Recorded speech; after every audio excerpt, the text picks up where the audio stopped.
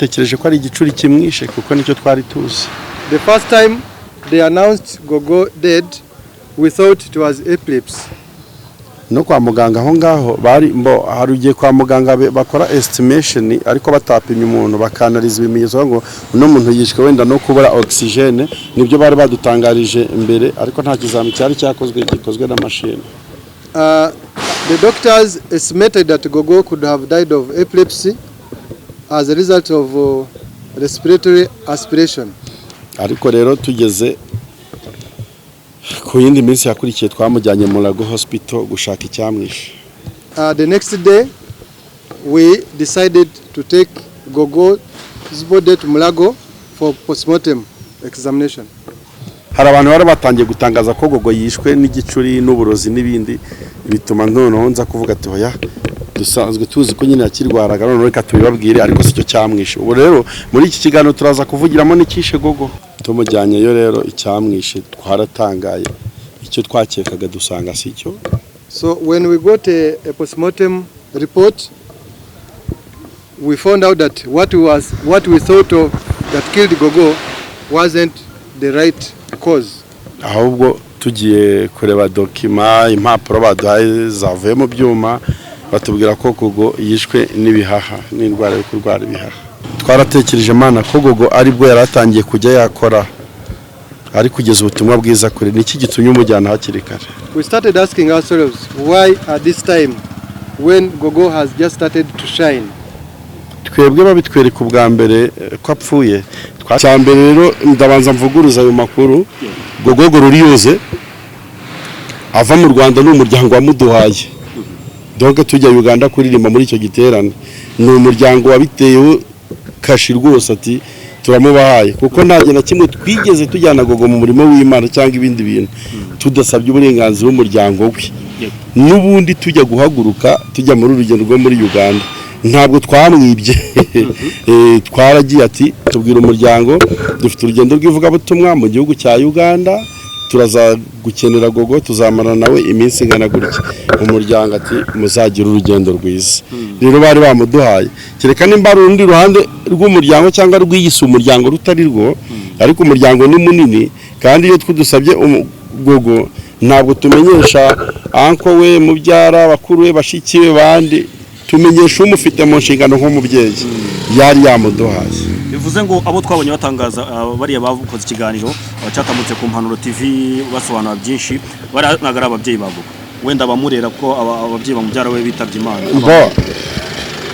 Wenda impamvu ntasubiza n'icyo kibazo ngo mbe tafu cyane nuko ntabibonye neza nuko ntarebye ibyo biganiro neza. Nacu gusobanura wenda nakunyuramo muri make kugira ngo dusoze. Baravugaga ngo hari ibitaramo bitandukanye bakoze ndetse byinshi turabizi management we yarabitubwiye atubwira ko hajya havamo ubushobozi butandukanye. Manager we yatubwiye ko amafaranga yavagamo yafatagaho make andi nakahereza Gogo ndetse n'umuryango we umurera. Yego nkuko mubizi rero twari kuri Rwanda Forensic Laboratory cyangwa kuri moruge y'ibitaro bya Kacyiru nahamaze kwakirwa umurambo wa nyakwigendera Gogo Gloriose. Iyi kipe rero turi kumwe hano nabo bari kumwe nawe ubwo yatabarukaga aguye hariya mu gihugu cya Uganda aho yari yagiye mu ivugabutumwa. Turagira ngo tuganire nabo abantu basobanukirwe gatoya noneho babivugira mu Rwanda n'ubundi bagiye babivuga ariko bakabivugira hariya Uganda basobanukirwe urugendo uko rwari rumeze uko rwagenze uko yatabarutse ndetse nyine nuko gahunda ziteguye kugeza ubu ngubu. Nkuko rero umuryango wa Gogo Gloriose ndetse na timu bari kumwe batoye Bikemu ngabari we uri buze kuvugana n'itangazamakuru nubwo mubabona bose reka tumwakire natubwire nyine uko urugendo rwagenze ndetse nuko Gogo Gloriose yaje gutabaruka kugira ngo abanyarwanda babisobanukirwe. Yes ashimwe cyane. Mwanyemerera tukatangira dusenga Imana. Data twese uri mu ijuru, Imana nziza, Imana ikomeye, Imana itabura guseruka mu byago no mu makuba. Ijambo ryawe rihora ridusaba kugushima mu byiza ndetse no mu bibi. Aka kanya turi hano dushima kuko ikintu ukoze kuri twe aba ari cyiza nubwo turira nubwo amarangamutima tuzamukana ariko mu mugambi wawe harimo ibyiza gusa nk'uko muri byabiririmbye. Tuje hano ishimwe rya mbere dufite nuko warinze ubuzima bwacu twebwe abagihumeka. Ntabwo nabona amagambo nkoresha mvuga ikintu ukoze, ariko umutima wanjye uragikurura ndetse uragishyikira cyane. Sinzi niba nabona n'impapuro nyandikamo. Turi hano ngo tuzirikane urukundo rwawe. Wakoze ibyo watekereje gukora, urangije ubikora nk'Imana. Ntitwakubaza ngo why you did. Ntitwakubaza ngo ushimye ko bigenda utya wabihinduye. Uri Imana itavuguruzwa. Ushimwe ko wabyemeye. Waraturinze turi muri Uganda. Ni urugendo rutari rworoshye namba. Ni urugendo rwari ruvunanye. Twebwe ba nyirarwo turarwumva, turumva n'imvune byadutwaye. Ariko icyo dushima nuko wahagaranye natwe muri byose. Komeza ukore protokole neza y'umugeni wawe. Twiteguye kumuherekeza. Ushimwe ko wantoranije ugatoranya abagenzi banjye. Ngaba ari gushyira umugeni mu biganza agataha ari kumwe natwe kuko wabihisemo. Dufashe muri aka kanya ibyo tugiye kuvuga n'ibyo tugiye kuganira. Ibibe inkuru nziza iherekezo watashye. Mu izina rya Yesu Kristo tubyambaje urakoze. Amen. Muraza kunyihanganira muri iki kiganiro. Ijambo rya mbere ni ryo kubashimira nk'itangazamakuru ry'u Rwanda ndetse n'ibindi binyamakuru bishobora kuba biteraniye hano uyu munsi wa none. Njye nitwa Bikemo wa Yesu, nitwa Bikorimana Emmanuel, uzwi nka Bikemo wa Yesu ku mbuga nkoranyambaga. Nyakwigendera musabye Imana Gororioze wamaze gutaha cyangwa se Gogo, muri team management ye ninjye waruhagarariye itangazamakuru ndetse n'umuziki.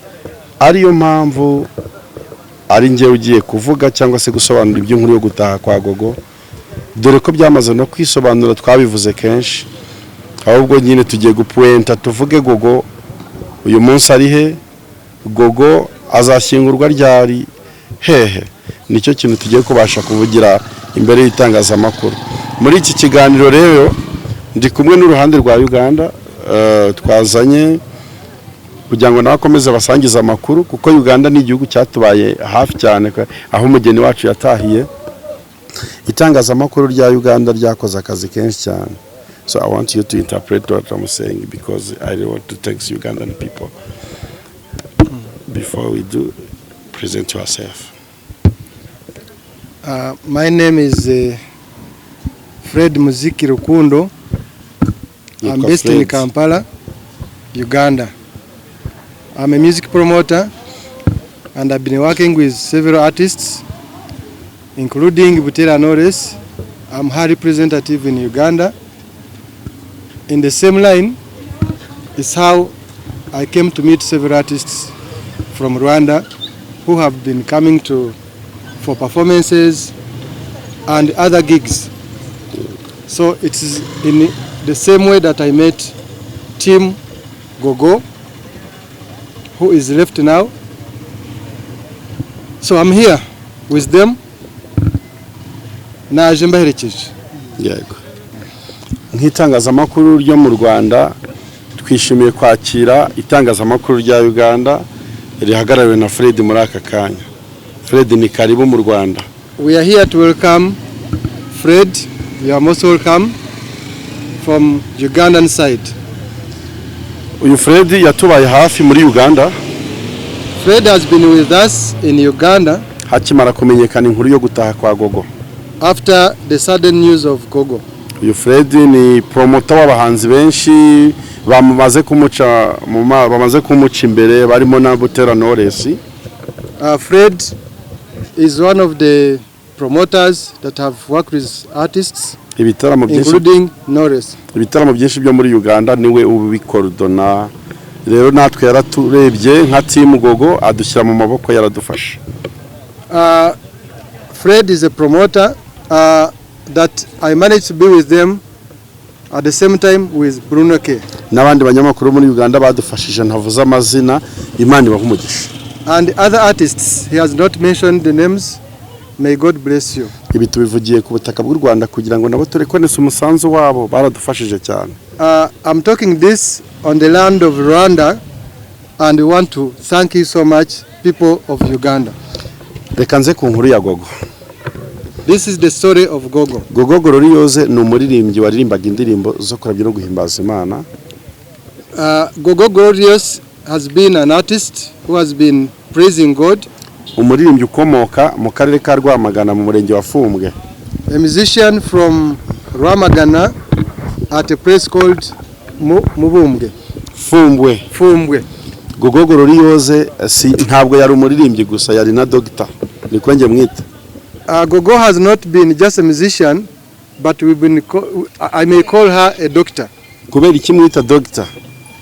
Hari benshi yaruhuye mu mvugo ze. Why do I call her a doctor? There are many people that she managed to heal.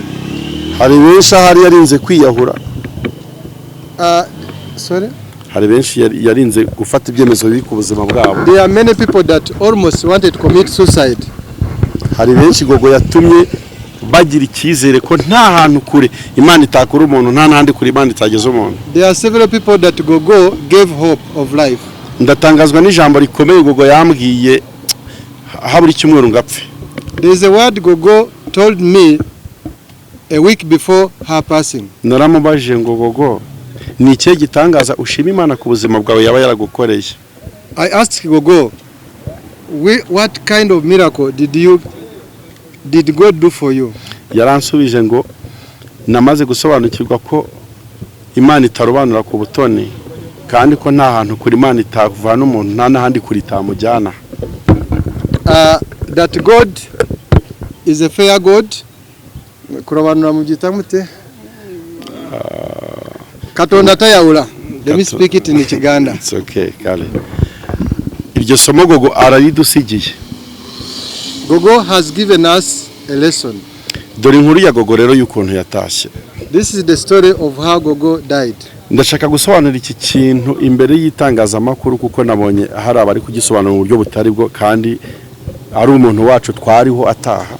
I want to explain this so that the media can understand, because we have had a lot of rumors. Ndashaka kubigira clear. Simbivugisha amarangamutima gusa, ndabivugisha na document z'abaganga. I'm not just saying by words, but I also have documents. Gogo twavanye mu Rwanda ariko wa kane nijoro ku itariki ya 30 niba mbyibuka neza twerekeza Uganda. We left Rwanda on 30th, I think it was Thursday, going to Uganda. Twari tugiye gukora umurimo w'Imana muri mu karere ka Kakumiro district muri Uganda. We had gone for a gospel mission in Kakumiro district, Uganda. Icyo gihe twaragiye, hari videos bigaragaza kuri channel ya Gogo Glorious. Gogo umunsi wa mbere twabonye ibintu bikomeye bitwereka ko Gogo ari kudusezeraho ntitwabimenya. Umunsi wa mbere wa crusade, the very first time of the crusade, there are many signs that we saw into Gogo which manifested her like saying bye. Gogo yabyiniye Imana mu buryo budasanzwe, abantu mwarabonye kuri social media. Gogo atambira Imana bigera aho afata inkoni akajya agenda kubita banze kubyina akabazana kubyina. Ibyo nanze ko cameraman abyerekana icyo gihe. Gogo praised God in a way that we never expected, and which was unusual of what we used to see her praising God. Uwo wari umunsi wo kwa gatanu w'igiterane. It was the very first day and Friday. Ku munsi wo kuwa gatandatu Gogo yagarutse mu materaniro aririmba. Twanze ko akomeza kuririmba cyane, musabira iteraniro ko mu indirimbo ebyiri gusa, kuko kwa gatanu yari yakoresheje imbaraga zo guhimbaza Imana. Abatumanze naruhuke aririmba indirimbo ebyiri gusa, ntizari nyinshi ku muhanzi abakora umuziki murabyumva. The next day Gogo came back for performance, but we did not allow her to do a lot of performance because the previous day she had done a lot of praising and performances. Umunsi wo kwa gatandatu rero na urangira neza dufata Gogo kuri hoteli twariho na protocole we uyu mukobwa ufite ifoto ye bajya kuryama. So on Saturday, I think it was 31st, Gogo after performance, we went together and she had a rest. ku cyumweru naho haragera Gogo aririmba izindi ndirimbo ebyiri. The next day on Sunday, Gogo also performed 2 songs. Kuko cyari igiterane cy'iminsi 3. Because it was a crusade of 3 days. Bigenda neza rero dore ukuntu twaje Kampala rero ariho Gogo yaguye. Everything went on well until we came back to Kampala where Gogo died from. Gogo yaje Kampala ku cyumweru kuri icyo cyumweru aza tuza nijoro duca twavuye Kakumiro tuza Kampala dukika Kampala kuwa mbere mu gitondo saa 10. They came in the night of Sunday and reached Kampala early morning on Monday.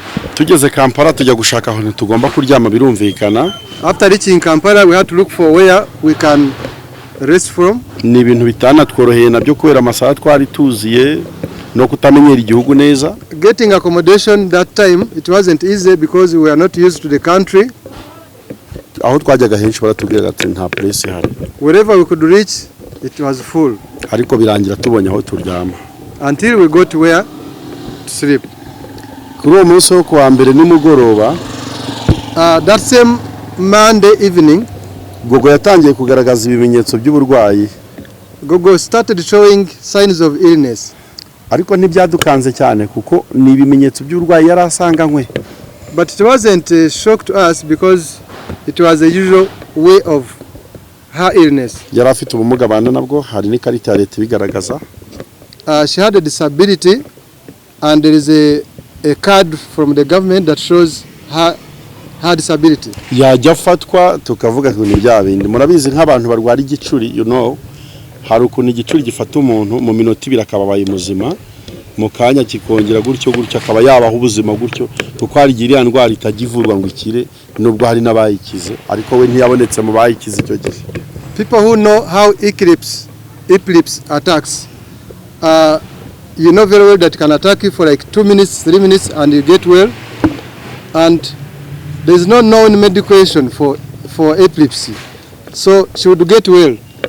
Kwa kabiri rero noneho cyaramufasha kikajya kimucugusa.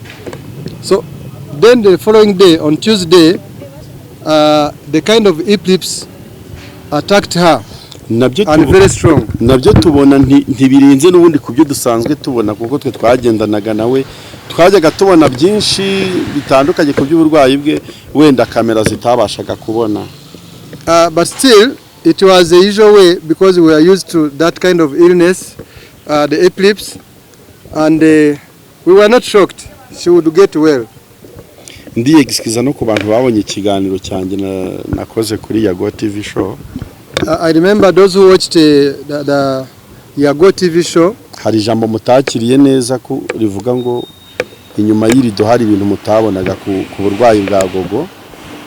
There's a word he said that behind the cameras there are some things that used to happen in Gogo's life. Nabonye isi itarabyakiriye neza ndaza gusobanura impamvu nabivuze kuriya. The world did not receive it well, but I'm going to explain about it.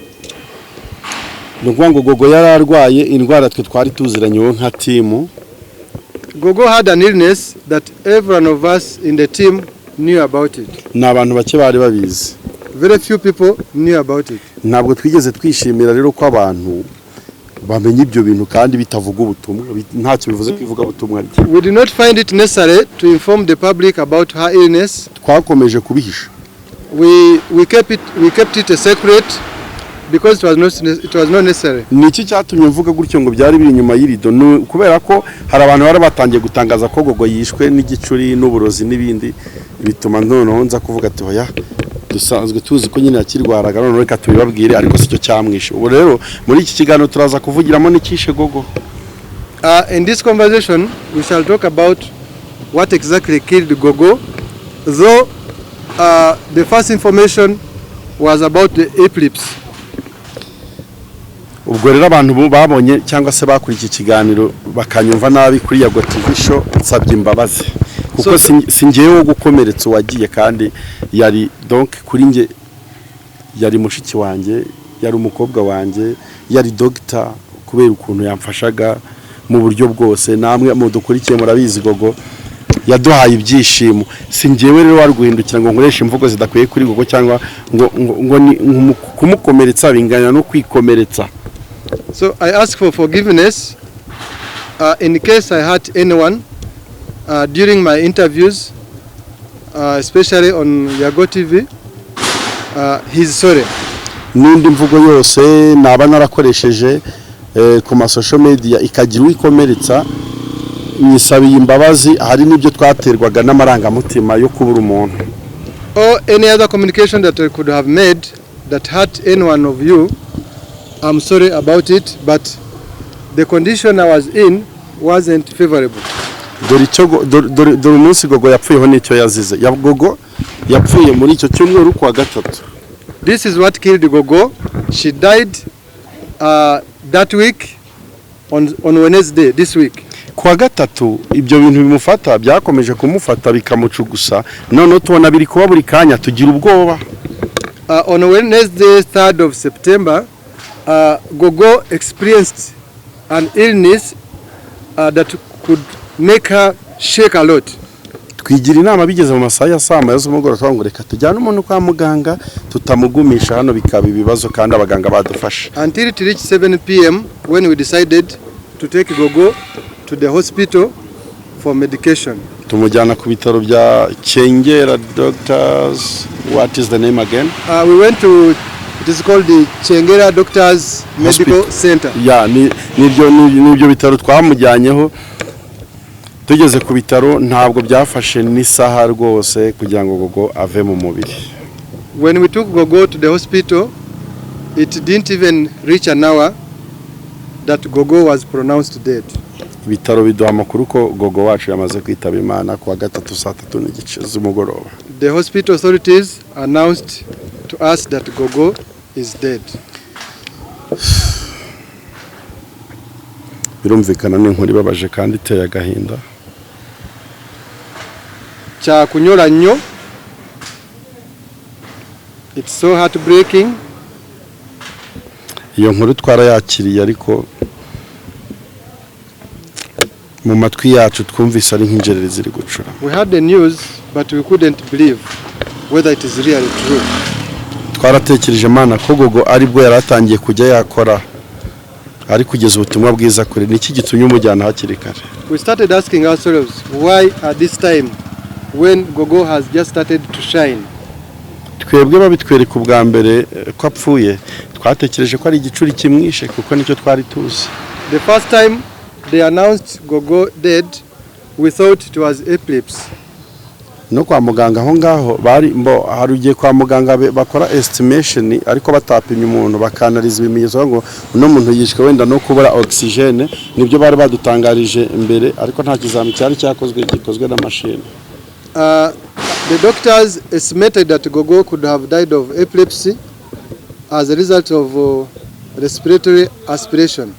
Ariko rero tugeze ku yindi minsi yakurikiye twamujyanye mu Lago Hospital gushaka Cyamwishe. The next day we decided to take Gogo's body to Mulago for postmortem examination. Tumujyanyeyo rero Cyamwishe twaratangaye icyo twakekaga dusanga sicyo. So when we got a postmortem report, we found out that what we thought of that killed Gogo wasn't the right cause. Ahubwo tugiye kureba document impapuro baduhaye zavuye mu byuma batubwira ko Gogo yishwe n'ibihaha n'indwara yo kurwara ibihaha. After checking on the report from the doctors and what they told us, it was believed that Gogo died of lung infections. Yego. Gogo Cyamwishe nicyo tubivugiye hano kuri kamera zingana urya n'isi yose ibyumva mu ndimi zitandukanye, undi uzavuga ibitari ibi azababeshya. So in a brief, that is what killed Gogo. Nibiba ngombwa turatacinga hiyo document bigaragaza. If possible, the document is there, we may attach it. Hari ibyambabaje muri iyi nkuru ya Gogo. There are things that hurt me in this story of Gogo. Aya makuru turi gutangaza turi kuyemeranywa n'umuryango wa Gogo kuko bamaze kubona ikishe Gogo. This news we are telling you, we sat with the family of Gogo. nabo bavuye hano ngira ngo mwababonye And they are nuko babuze contented. imbaraga zo kuvugira kuri kamera They are contented about the news. ariko twababajwe no kubona ari abanyamakuru batangaza ngo Gogo bamuruze, Gogo yanyweye ji. It was unprofessional to hear news from some media guys saying Gogo was given poison or something else. Ntabwo ibyo bintu byaturyoheye kubera agahinda twari dufite cyangwa tugifite ko umuntu wacu wagiye kubona ari umuntu wicaye kuri kamera ari guhimba Cyamwishe atari dogiteri. Bisa n'ibiteje urubwa, bisa naho ari ukwishika umupfu.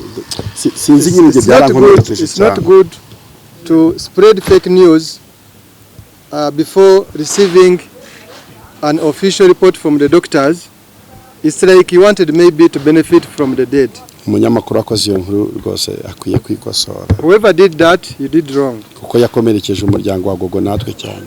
You are hurting the family of Gogo and the entire community that follows Gogo. Ikishe Gogo ni icyo tuvuze. That's what killed Gogo. Turashima muri iyi nkuru ya Gogo ambasade y'u Rwanda muri Uganda yatubaye hafi cyane ku buryo In the story of Gogo, we sinzi ko nabona thank uko mbisobanura the Rwandan embassy in Uganda kugira ngo Gogo tujye kumenya n'Icyamwishe tumukura mu bitaro yari arimo tumuzana mu bitaro binini nka biriya n'ababyeyi igihugu ni umubyeyi n'ambasade. Transferring Gogo from one hospital to the other, that is from Chengera to Mulago Hospital, it was by the help of Rwandan embassy. Ambasade ni ukuri yaradufashije. We thank the embassy of Rwanda. Turabashimiye burya koko igihugu ni umubyeyi. Thank you Rwanda, thank you the embassy. Uyu munsi nkuri dushimishije ni iyihe nuko umubiri wa Gogo uri mu Rwanda. We are happy in sorrow that the body is here in Rwanda. Sinzi nimba byari kuryohera abanyarwanda Gogo iyo agishingurwa Uganda. I don't know whether it would sound well to Rwandans that when Gogo was to be buried in Uganda. Ariko turashima eforo igihugu cyabigizemo kugira ngo Gogo uyu munsi ashyingurwe ku butaka bw'u Rwanda tumwishyingurire. We thank everyone that helped us, especially the government of Rwanda. Ubu rero umubiri wa Gogo ubitse muri iki kigo mbona hano inyuma yanjye Rwanda Forensic Institute.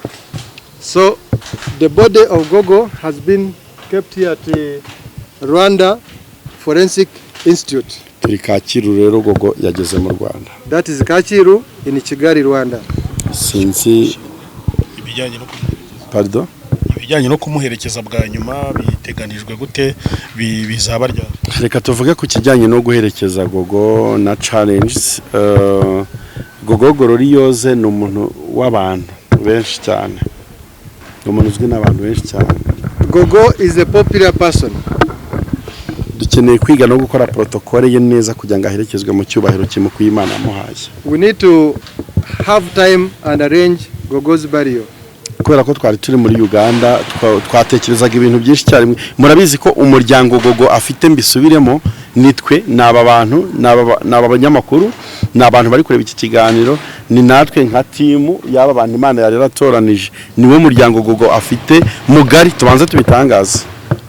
You very well know that Gogo is an orphan, meaning the family Gogo has, it's we, you, and everyone that had been following Gogo. Mumenye iki kintu Gogo nta papa yagiraga. Gogo didn't have her father. Gogo nta mama we yagiraga. Her mom died. Gogo bavutse ari abana babiri ubu yarariho n'ubundi ari umwe undi yarapfuye. They were born two and one died. Uwo muntu ubundi yahoraga akeneye nge nawe uko nitwe muryango. Gogo needed me and you. Gogo n'ubundi aracyadukeneye and still needs us. Turifuza niba mubitwemereye ko dufatikanya guherekeza Gogo mu cyubahiro.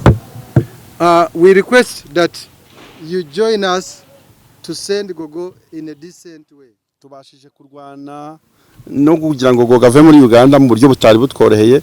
Nje uvugiye inkuru maze amasaha 48 ntashinzira. It's not been an easy task bringing Gogo from Kampala to Kigali.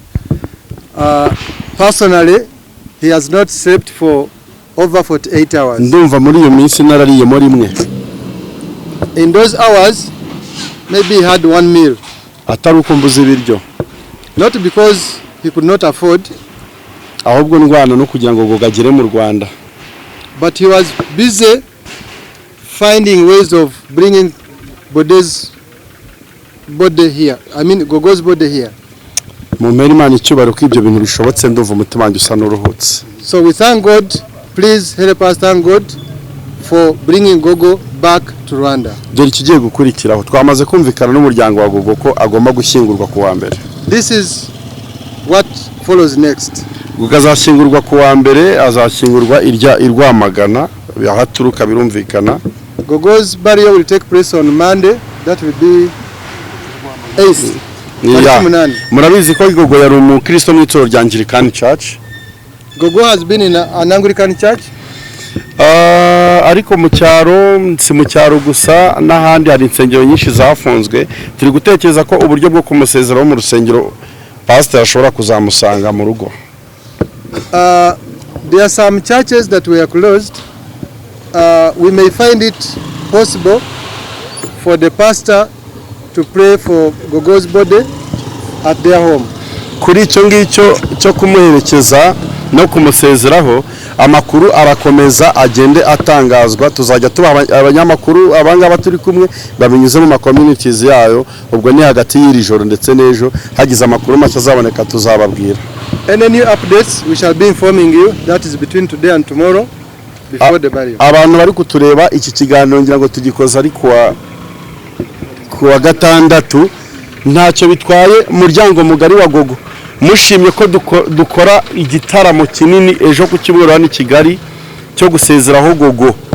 Ni Kigali abantu bamukunda, twese tukaza tugashaka sare tukamusezeraho ni Kigali mbere yuko tumujyana mu cyaro kumushyingura. Ibyo bintu muraye mubiremye iri joro byaba mukoresheje ubutunzi bwanyu.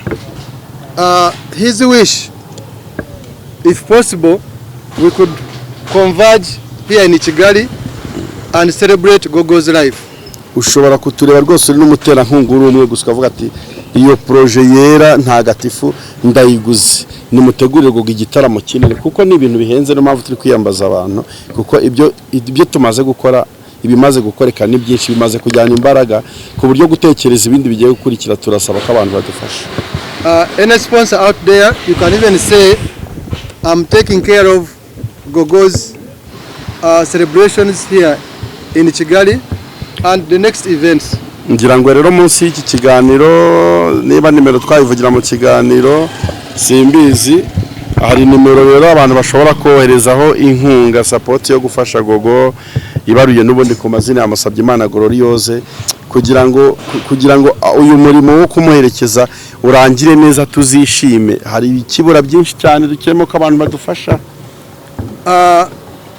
Maybe if possible we can read you the number for those that wish to stand with us, so we can have a very good send off for Gogo. Maybe we can read you the number. Aho waba uri hose, aho waba uherereye hose ku isi, ni ukuri reka duherekeze umugeni wa Kristo neza mu cyubahiro cye, tubifashijwemo n'Imana, namwe byose byashoboka. Everyone, everywhere, elsewhere in the world, you are welcome. Please stand with us. Ushobora gukoresha uburyo bwa world limit cyangwa mobile money.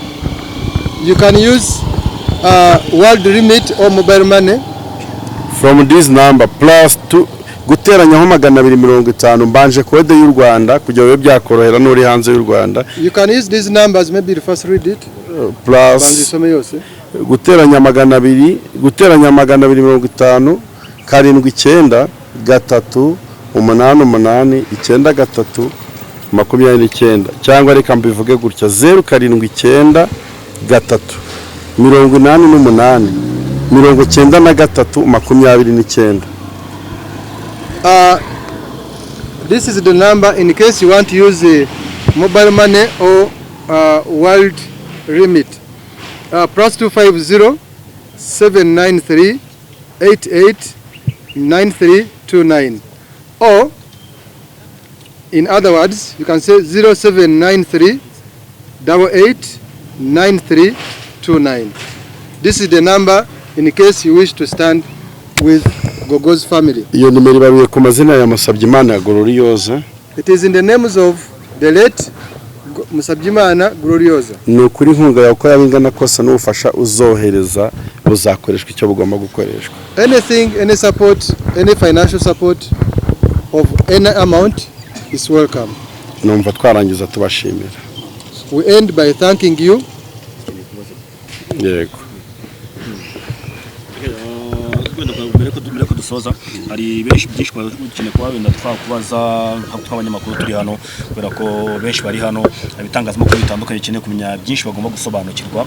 Mbere na mbere turabashimiye wenda ku buryo umwanya muduhaye kugira ngo mwanze mugire ibyo musobanura itangazamakuru, ariko tukibaza ngo byagenze gute kugira ngo twe tuzi nka manager we Auguste uyu munsi atari gudutangariza urupfu rwa Gogo uko byagenze byose. Ese nkuko bivugwa mu itangazamakuru yaba yamaze kuba yabigicibwa mu muryango wa Gogo, akaba ariyo mpamvu wenda atagifite umwanya kuri Gogo. Icya kabiri, ese mwariyunze n'umuryango wa Gogo ko twabaye ikiganiro gisohoka batishimiye uko mwamujyanye Uganda? Urakoze cyane kubaza ibyo bibazo. Icya mbere kuba manager wa Gogo atari kuvuga nuko tutari kuvugira rimwe. Icyo ni icya mbere, nuko yanyemereye kuvuga kuba ari njye uvuga kuko n'ubundi ninjye wavugiraga Gogo mu rwego rw'itangazamakuru. Ubwo rero yabimpereye uburenganzira, icyo cyo ndabashije kugisubiza. Icya kabiri, twabonye ibyo biganiro natwe tugenda tugira n'ibyo tunenga cyane. Umunyamakuru hari igihe akoresha ikiganiro ashaka kugituma icyo we ashaka kuruta ikiganiro kigomba gutumwa.